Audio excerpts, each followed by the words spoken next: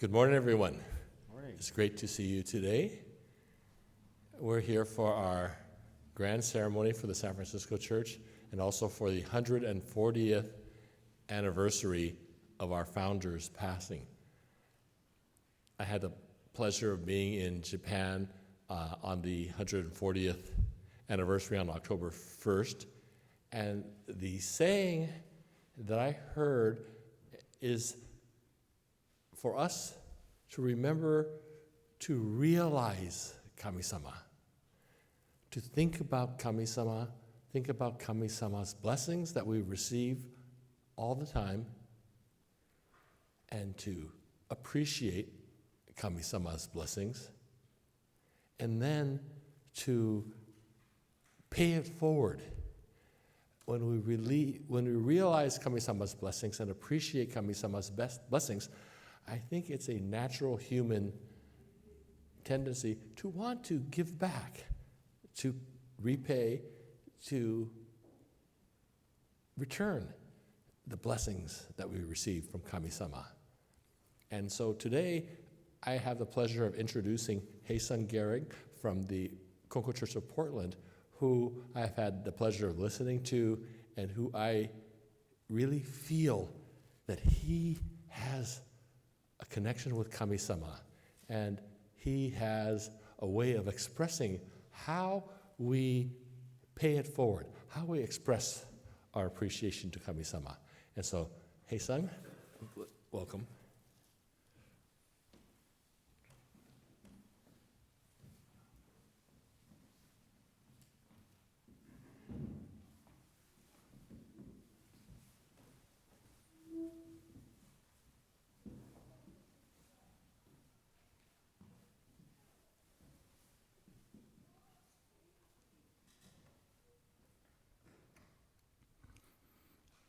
I would like to start off with a prayer.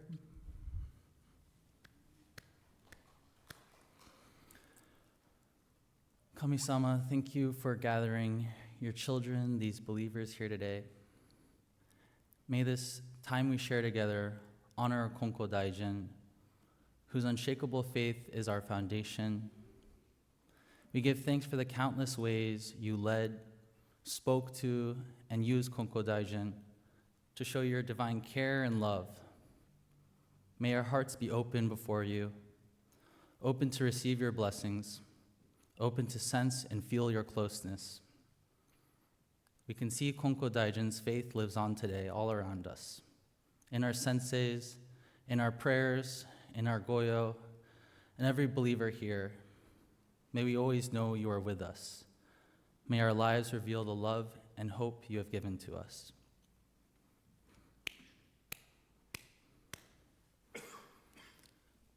Today we're in this worship hall due to the virtuous efforts, wisdom, and loving sacrifice of countless individuals. This includes the founding minister of this church, Reverend Yoshiaki Fukuda.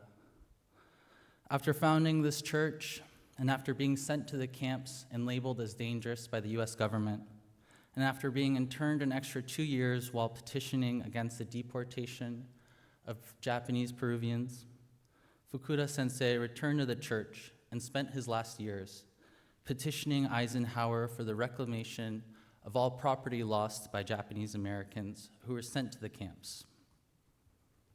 He requested compensation for those unjustly killed in the camps, something that the government denied even occurred. And it wasn't until 1988 when the US government finally apologized and compensated former internees 3 decades after Fukuda Sensei's passing. Of course, his efforts to have the losses of Japanese Americans rectified were contributing to efforts that began before him, before his petitioning, as the Japanese American Citizens League and other community activists and leaders were already organizing around this. Tragically, he was unable to reap the blessings of his labor, but his efforts mattered and were continued by others, including those impacted by him and his work. You see, none of us exist in a vacuum or in pure isolation. We are who we are because of a million different factors, including countless individuals who influenced us, supported us, prayed for us, stood up for us, loved us. We were created for interdependence, for interconnectedness. I think of Ono Mitsuemon, the village headman where the founder Konko Daijin grew up. As a child, prior to his spiritual awakening, Konko Daijin was able to receive an education despite coming from a humble farming family. And this was due to Ono Mitsuemon's support, who favored Konko Daijin because of his father's virtue. Konko Daijin was able to learn how to read and write, which came in handy when recording his divine experiences and teachings later on in life. I also think of those who learned directly from Konko Daijin. In order to live a life of harmony, in order to cultivate powerful prayers, in order to share the blessings of Kami-sama, they made sacrifices to live out and spread the Konko faith, at times leaving behind careers, going on arduous journeys, giving up everything they had. And we can continue to share Konko Daijin's teachings, blessings, and faith due to all these individuals, including the village headman, Ono Mitsuemon. When I first met Andy Sensei and Lisa Sensei at the Konko Church of Portland in the spring of 2021, one of the first things they taught me was the principle of Ayo Kakeo, or mutual interdependence. And there's a quote from the Life of Konko Daijin in the book they gave me, Shine From Within, that Andy Sensei and Lisa Sensei, that they gave to me that day that illustrates this idea. Man exists because of Kami, and Kami exists because of man. Thus, Kami supports man as Kami's child, and man supports Kami as his parent. There will be eternal prosperity through Ayo Kakeo, through mutual interdependency. They explained to me that Kami-sama and humanity are meant to depend on each other, to support each other. And this conception of the divine struck me as true.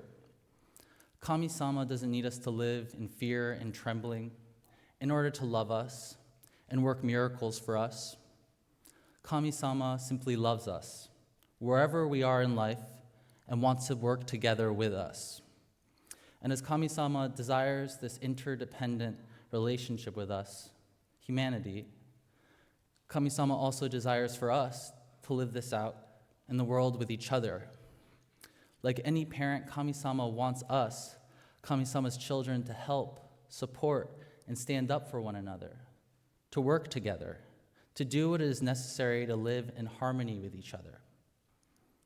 This idea made a lot of sense to me, not because it just sounds nice, but it reflected some of the ways I had come to know God, the divine. When I came to the church in Portland, I had been burnt out in my organizing attempts. I had been part of a handful of political organizations in just a few years, and all of them fell apart. I was also dealing with pretty brutal migraines on a near daily basis. So I decided to take a break from political work to get my mental and physical health in order. And at that point in my life, I mostly just said brief thank yous to God, or an occasional stressed out help me. I had lost sense of the type of prayer where I could feel my heart connect to God's. But I wanted that again. Truthfully, I don't know if I've ever gone a day without prayer. It's looked very different over time, but I've prayed all of my life. My father traveled overseas a lot when I was a child, and my evenings always ended one-on-one with my mother, praying together. And she would help me think through the things I was grateful for, the people I was grateful for. She taught me to recognize and see miracles everywhere, and taught me to bring my concerns, the ways I hurt, the dreams I have, to God in prayer. And before breakfast, I was expected to pray at the altar in our home, and my mom would remind me of our ancestors and others in the spirit world, and remind me that they're still with us, supporting us in our dreams, loving us. And I believed her, so much so that sometimes I was scared to go to the bathroom, not wanting to have to put my ancestors through such a scene. And yet, as precious as prayer had been to me throughout my life, it had major baggage for me as well. I grew up in a religious group that's being talked a lot about in Japanese news the past year and a half. And many in Japan are openly talking about this group's various abuses, including financial exploitation, and how this religion is largely a political tool for the ruling party.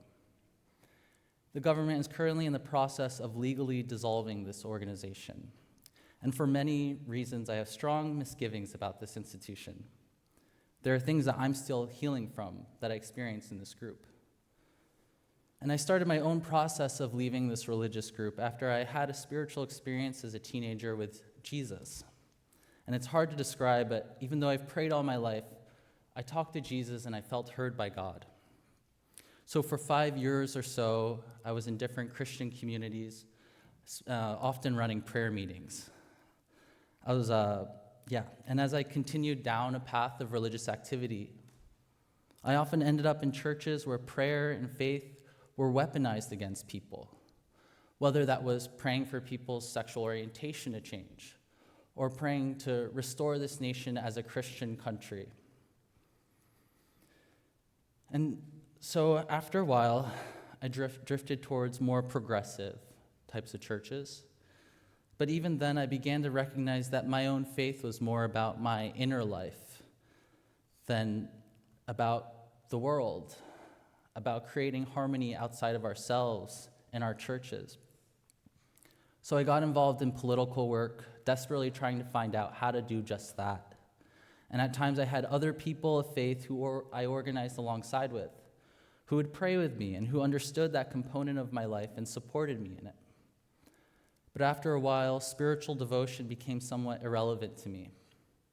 My religious past was a part of who I was, but it provided more nostalgia than hope or direction. And over time, I had become quite skeptical of my own urges towards faith and prayer. I wondered if I only maintained these things in my life because I was programmed that way by my mom and the church. And maybe this is true to some degree, but I believe there's more to it than that. I believe that the faith my mom imparted unto my life has provided me with a deep capacity for optimism and faith that people, including myself, can transform and grow and learn how to live harmoniously together. This faith has been a gift to me in my relationships and even in my political work. And over the years, my faith has been renuanced and transformed over and over again, and yet it still remains. My mom introduced me to a gift I can't reject or deny, which is prayer, having an open, humble heart before Kami-sama. After I'd become disheartened and disillusioned with the political work I was doing, I reached out to the church feeling both directionless and yet stirred. I didn't know much about the Konko faith, but when I stumbled into it online and found out that there was a church nearby, I felt a strong urge to just meet with the ministers. And they were patient and listened to me, and were both kind people, down to earth, and grounded in something I knew I wanted. By the time I had come to the worship hall, I'd been thinking a lot about my parents, about how I still had so much hurt that they raised me in a religious group that was harmful to me, to my best friends, to my siblings, and even to them, my parents. But also I was thinking about how there was so much about their families, their lives that I did not know. I felt disconnected from my roots. And I knew that having a relationship with my parents could potentially play a role in discovering the histories and stories that molded my family and me. I also ultimately knew they loved me so much. And when I was 16, as I was leaving my parents' church, I anonymously spoke out against their organization on a blog, posting information about the corruption and abuse. And within months, church leadership discovered it was me, sent multiple legal threats, and demanded that I meet with them. My father refused. He said I was a child and that he was responsible for me. He saw it as inappropriate for a bunch of adults to interrogate a child in their community. He met with the leaders and faced their veiled threats and accusations, and he came home distressed, worn out, beaten down, but still warm towards me. He knew I was trying to do what I thought was right, and in those days, there was still tension between my parents and I. But even then, my mother told me she knew I was trying my best to be principled and to listen to God. Even with the barriers and tensions around my faith, my political work, and the fact that I'm gay, I've always known my parents ultimately love me.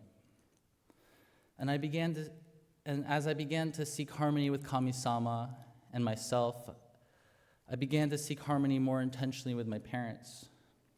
And I know not everyone can do this for a variety of valid reasons, but I could feel a growing readiness in myself and in my parents to participate in each other's lives more. So following my initial meetings with Andy Sensei and Lisa Sensei, I decided it was time to redevelop a relationship with my parents. And I visited my sister where my parents were living at the time. And when I rang the doorbell, I immediately heard my mom scream my name and run toward the door like an excited child. And she held me and cried and cried. The past few years, I've gotten to know them more, hear their stories and the stories of their families. I've learned a lot about my grandmother, including how my mother remembers women coming to their home every hour to seek advice and support about their struggles. She often helped families arrange their children's marriages. She sounded like a very special person, somebody people trusted, who grounded herself in prayer and made big and bold decisions because she loved people. During World War II, she took in dozens of children and took care of them as her own. My mom also told me she would regularly wake up at 4 a.m. to my grandmother's chanting, and I couldn't help but think of all the nights I couldn't sleep hearing my mother's booming prayers from her bedroom. In learning these stories, I've been able to learn about my own roots and ultimately learn about myself. These days, my parents are very much a part of my life. They even moved from LA to a 6-minute walk away from my workplace, so they provide me with lunch 2 to 3 days a week. And there was almost a decade where I didn't really speak to my parents, even whole years where we didn't say a word to each other. And yet, these past 2 years, we've talked almost every day. In fact, 2 days ago, my parents asked to pray for this service together, and we did. And so much of this used to be unimaginable to me. As I've gotten to be there for my aging parents as they navigate life, I've been able to support and care for them, just as they continue to support and care for me. I've gotten to know more deeply this interdependency between Kami-sama and humanity. Discovering Konkokyo has been finding a faith that both feels natural and yet still challenges me every day. To be around those who seek to live close to Kami has given me faith. To see how their faith leads them to be present to those suffering and leads them to make big and bold decisions out of love for people and Kami-sama has given me faith. To be among believers always working together to make these services happen, to support one another, to honor those who have gone before us, has given me a glimpse of Kami-sama's heart of Ayo Kakeo. This has given me faith. I think of the founder of the faith, Konko Daijin, and how he was a humble farmer called by Kami-sama to be a mediator among the people and to serve them and be present to their suffering. And as I've come to know the senseis, as I've come to know more people in this faith, I've only grown more assured that Konko-sama's faith in mediation continues. And I've grown more thankful that we continue to receive the blessings of Konko-sama's faith.